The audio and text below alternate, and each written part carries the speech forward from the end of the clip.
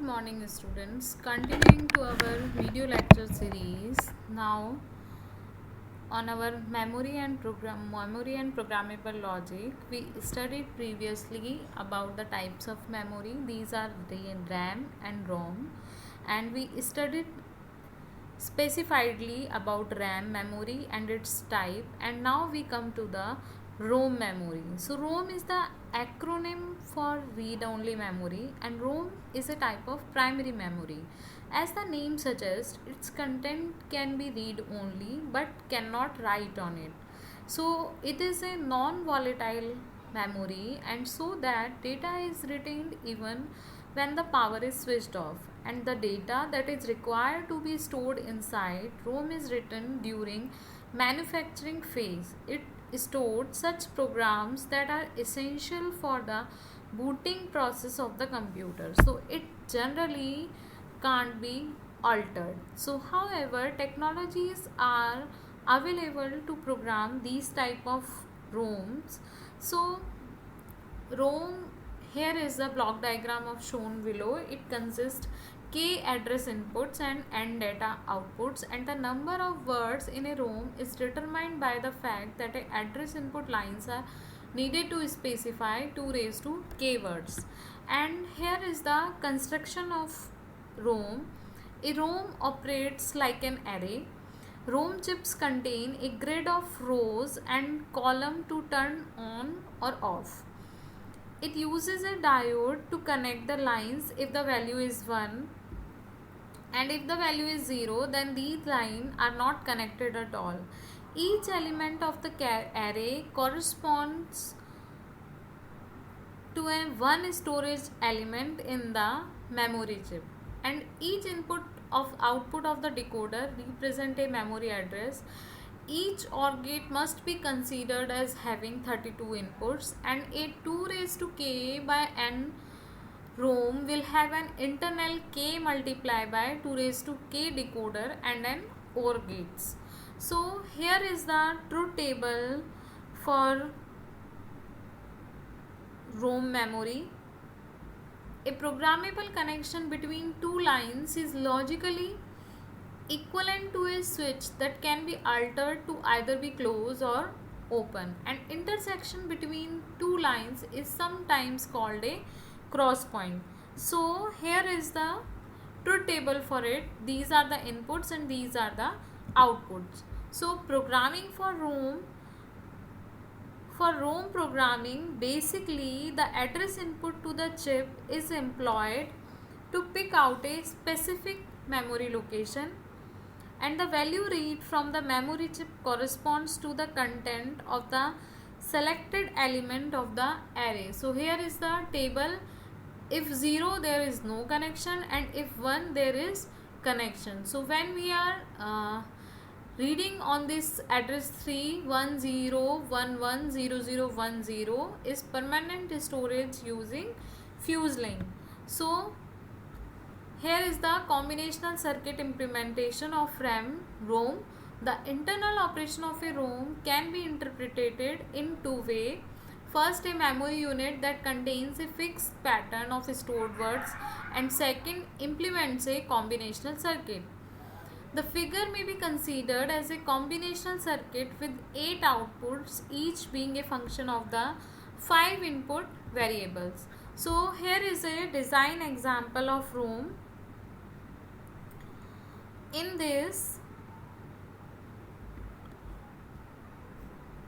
a combinational circuit is designed using ROM, and the circuit accepts a 3-bit number and generates an output binary number equal to the square of the input number. So the truth table, first when we write the truth table for inputs for 3 variables, so that is 000, 001 and 010, 011 and so on. And for that the outputs are like this, and from these the decimal value of these values are like this. So in this is the way how data can be arranged. So for 0 the data is 0, and for 1 it should be 1, for 2 it should be 4, and so on. So here is an example of designing this data. This is a 8 by 4 RAM. This is the block diagram of 8 by 4 RAM, and here is the input and here is the output, and we can see the value of these input and outputs, that how it works. So now the ROM is required path in a ROM may be programmed in 4 different ways, or we can say these are the 4 different types of ROM. First one is mass programming. Here is the mass programming. In this, a memory chip that is manufactured with its content. These are inexpensive and are the very first ROM which are hardwired device that contained a pre-programmed set of data of instructions. So that means to say, in mass type of programming, the program should be contained on the chip on the fabrication process time, and the application of these type of programming is on network operating system, server operating system, storing fonts for laser printers, and storing sound data in electronic musical instruments. So the next type of RAM is our read programmable read only memory, or PROM. So PROM is manufactured as a blank memory, and as its name suggests, programmable, it is programmed after manufacturing, and the user buys a blank memory and enter the desired contents using a PROM program, and the process of a PROM is called burning the PROM. So we can see its live example in our daily life. And there are tiny fuses in a PROM chip which are weren't open during programming. So the data can be programmed only once and cannot be altered. So it is called one-time programming device. And next one is the application of this type of memory is mobile phones for providing user specific selection, video game consoles, implantable medical devices, and many others. The disadvantage of this type of memory is that when this device once were burnt, it cannot be erased or changed when detected the errors. And now the third one is coming, erasable PROM or EPROM. So the full form of this type of memory is erasable programmable read only memory. So in this type of memory, it is a non-volatile memory. So it can retain data even if the power supply is cut off, and the basic limitation being encountered in PROM is that once it is programmed, it cannot be changed or altered. This limitation is overcome in EPROM. So EPROM can be erased by exposing it to ultraviolet light or its initial state and can be reprogrammed. So the procedure can be carried out many times, but repeated erasing and rewriting eventually render the chip useless. So once written, data can be retained for about 10 years.